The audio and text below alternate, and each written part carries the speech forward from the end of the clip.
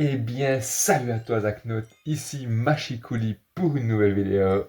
J'espère que tu vas bien, j'espère que tout se passe bien dans ta petite vie et dans tes petites lectures, comme d'habitude. Aujourd'hui, on se retrouve pour une vidéo assez classique, une vidéo bilan lecture qui parle d'un roman que je t'ai présenté en unboxing. Donc voilà, je ne sais pas depuis combien de temps ça fait que je t'ai plus parlé d'un roman que je t'avais déjà présenté, que tu connaissais, que tu savais que j'avais en ma possession. Ça doit faire un bon petit moment maintenant, mine de rien.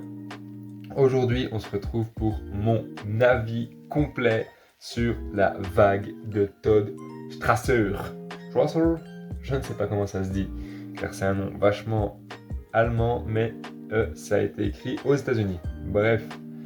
Alors, la vague, comme tu peux le voir, hein, c'est un mini-livre. Il m'a fallu 3 jours pour le lire, mais c'était tellement cool que j'aurais pu le lire en un si j'avais eu le temps.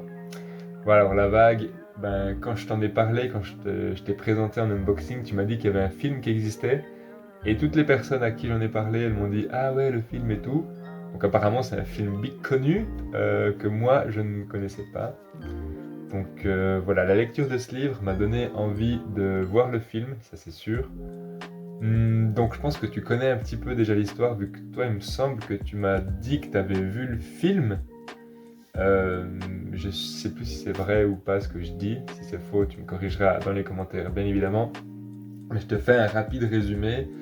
La vague, ça raconte l'histoire d'un prof d'histoire dans un lycée aux États-Unis qui se dit purée, mais mes élèves, ils sont chiants quoi. Enfin, j'arrive pas à leur apporter, à, à faire qu'ils s'intéressent à mon cours en fait.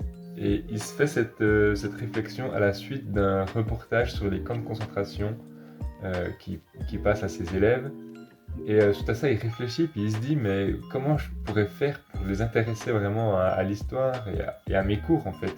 Parce qu'ils me rendent des copies dégueu, ils arrivent en cours en retard, ils sont, il y en a qui écoutent pas, il y en a qui dorment, enfin c'est un peu la cata. Donc il se dit, ben je vais imiter un régime totalitaire dans ma classe. Donc voilà, il commence, le régime totalitaire prend assez rapidement dans sa classe et très vite, c'est tout le lycée qui est pris au jeu, on va dire, de la vague et tout le lycée devient un régime totalitaire, voilà, qui suit aveuglément leur leader qui est ce professeur d'histoire. Donc il y a un peu des débordements, les élèves sont obnubilés par la vague, il y a rapidement deux camps, ceux qui sont pour, ceux qui sont contre. Ceux qui sont contre se cachent, ont peur, enfin voilà. Je vais pas raconter plus que ça parce que si tu l'as pas vu finalement, ça serait bête de te le spoiler parce qu'il est tellement court, ça prend tellement peu de temps que c'est vraiment un livre que je te conseille. Ça c'est sûr parce que moi je l'ai adoré. Il y a quelques petits défauts je trouve, notamment un, c'est qu'il est court justement et le prof il impose son régime totalitaire et en une leçon les élèves sont matrixés et sont pris dedans, tu vois. Moi je pensais que ça allait être au bout de, je sais pas, de 3 4 jours, au bout d'une semaine, je sais pas, mais là c'est vraiment dès le premier jour et tout le monde est à fond dedans, donc ça c'est un petit défaut, j'aurais bien voulu que le livre prenne un peu plus de temps. Après voilà, c'est pas non plus un méga défaut, mais je pensais que ouais, ça allait se mettre en place au bout de, voilà, comme j'ai dit, une semaine. Mais sinon, j'ai adoré, c'est très accessible, bien évidemment, c'est quelque chose de facile à lire, il n'y a pas de termes compliqués, enfin voilà, c'est un livre vraiment grand public, et ça explique vraiment bien ce que c'est un régime totalitaire, pourquoi... En fait, une question qui a fait que ce prof a eu sa réflexion, c'est mais pourquoi les autres Allemands, ceux qui n'étaient pas nazis, car apparemment il y a 10 ou 20% de la population qui était nazie seulement, les autres étaient contre le nazisme, pourquoi ces Allemands-là, ils ne se sont pas révoltés contre Hitler? Et en fait, grâce à ça, on voit que ceux qui étaient contre la vague dans ce roman, en fait, ils avaient peur. Ils se cachaient, ils avaient peur des réprimandes, ils avaient peur d'être violentés, enfin voilà. Et on comprend bien que dès qu'il y a un peu des gens qui ont du pouvoir et qui sont ensemble autour d'une idéologie, ils sont beaucoup plus forts. Et la résistance, voilà, elle se fait un peu cachée, un peu dans les coins. Donc ça, je trouve, c'est hyper... c'est une très belle explication, assez grand public, on va dire, de ce qu'est un régime totalitaire. Et du coup, ouais, j'ai vraiment beaucoup aimé. Je pense qu'il va rentrer dans mon top. Dans mon top combien, je ne sais pas, mais je pense dans mon top 5 parce il était vraiment cool. On voit qu'il y a des gens aussi notamment un élève qui est pris dedans et après qui a une prise de recul. Au bout d'un moment, il arrive et il se passe un événement, il a une prise de recul et il se dit mais waouh, qu'est-ce que je suis en train de foutre? Et il change totalement de camp, il va dans la révolte, on va dire. Euh, donc ça montre bien ceux qui sont à fond dedans, ceux qui sont dedans puis après qui en sortent, ceux qui sont pas dedans dès le début. Enfin, je trouve que c'est vraiment très stylé et la morale à la fin elle est aussi assez cool. La façon dont ce prof va jusqu'au bout de son idée, c'est assez chouette. Après, c'est quand même très romancé.